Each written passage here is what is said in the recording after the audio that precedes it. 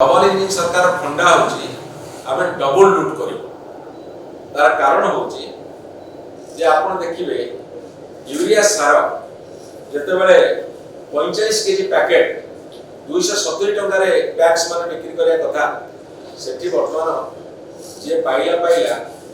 बाहर किलो 600 टंका रे बिक्री होची अर्थात डबल लूट होची एवं आपण देखिबे चासी राती अनिद्रा है बर्तमान लाइन दो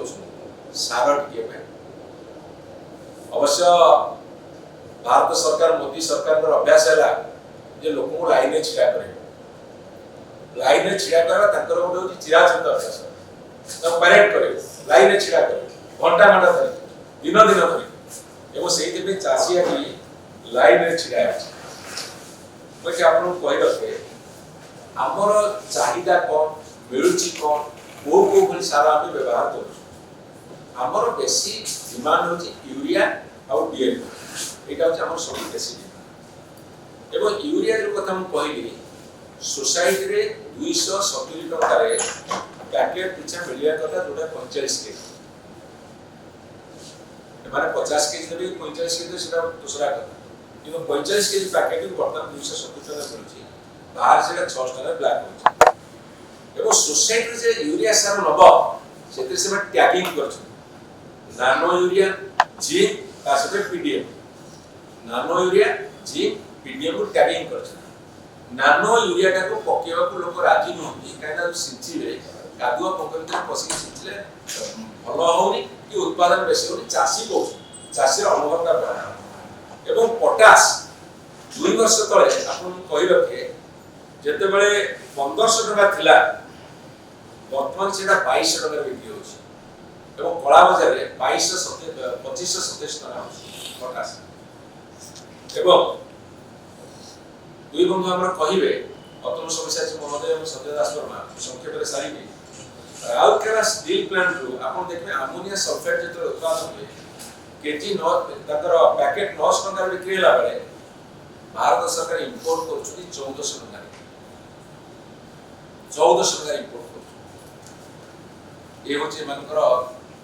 आत्मनिर्भर भारत ये तो बर्तमान आत्मनिर्भर भारत में आत्मसात भारत बर्तमान कर तो दालचर सारा कारखानार उत्पादन केते बार गले दालचर सारा कारखाना तुमे तो 12 वर्ष धरि केंद्र अछ तार उत्पादन केते बार गला तार आपन के हमकु जणै दियंतु एवं पारादीप फॉस्फेट लिमिटेड इफको जो डीएपी एनकेपी और यूरिया ता जो उत्पादन होची हमर ओडिशा लोक केते पाउछथि अन्य राज्य को केते दोछ बा विदेश को केते पठौछ ओडिशा उत्पादन ओडिशा रे कारखाना आमे थोड़ी खाइ आमे परिवेश केते सहिबु किंतु सारा जीव अन्य राज्य को मते के केंद्र सरकार और राज्य सरकार बाहरिया सरकार अछनी के हिसाब दे दंतु हमर जति की उत्पादन होची पारादीप फॉस्फेट लिमिटेड हमर जति की उत्पादन होची इको हमर जति की आपनकर तालचर हो सेल हो अन्य क्षेत्र हमकु केते मिलुची एवं अन्य माने केते होची ए कथा हिसाब एवं एबे ओडिशा सरकार को चिट्ठी कले जे अमोनिया सल्फेट किनुन केने यूरिया देई परिबनी सात लेके डीएपी देई परिबनी यूरिया देई पे हाथ लेके तेरे अमोनिया सल्फेट से माने वर्तमान आपन माध्यम रे लोक को जणे तो लोक मना करछ नाही कृष्ण रे किनी मुनु या पकेला हमर उत्पादन होबो नाही आपन यूरिया रे 46% नाइट्रोजन अछि जब ख्याल जा 46% किंतु अमोनिया सल्फेट रे अछि आपन 21% नाइट्रोजन तो लोक को चाहिदा रे सही कथा एवं नानो यूरिया को लोक रिजेक्ट करछ ताको बाध्य करछ नानो यूरिया न नेले आपन को दिया जीव नाही जे बेटे आपन न नेले आपन को दिया जीव नाही एवं 2014 रे गोटे चासी जेतो मोदी सरकार क्षमता पासिले दिले 2014 रे गोटे चासी आपन को यूरिया हो ग्रोमर हो जते सारा सब पके सला परे 3000 टका खर्च होतला एकर पिछे वर्तमान 12 वर्ष भितरे ताहा डबल अधिक आइछि अर्थात गोटे चासी एकर पिछा बर्तमान 7,000 7,500 टंका खर्च करूछंती ए कथरा नोट करो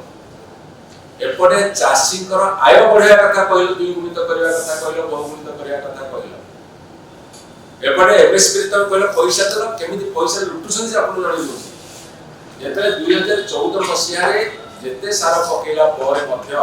ग्रोमर यूरिया डीएपी जहाँ पकेला पर ମଧ୍ୟ एकर पिछा 3,000 टका खर्च होतला बर्तमान 7,000 7,500 खर्च तेणु करी आपण माने कहतु सारा पई जेतेबेले चाषी कुल भल भल